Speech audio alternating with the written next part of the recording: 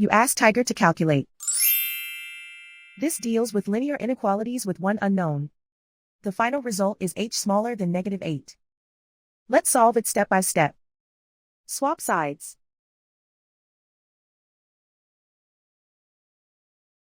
Group all constants on the right side of the inequality. Subtract 28 from both sides.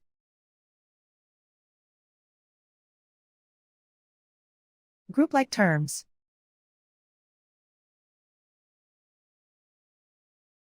Simplify the arithmetic.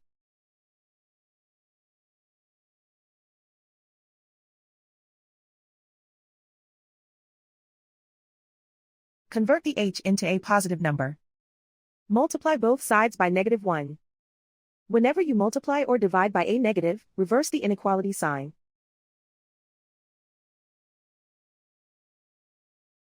Remove the ones.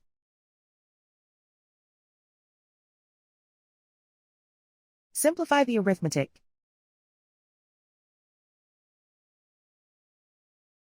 Plot the solution on a coordinate grid.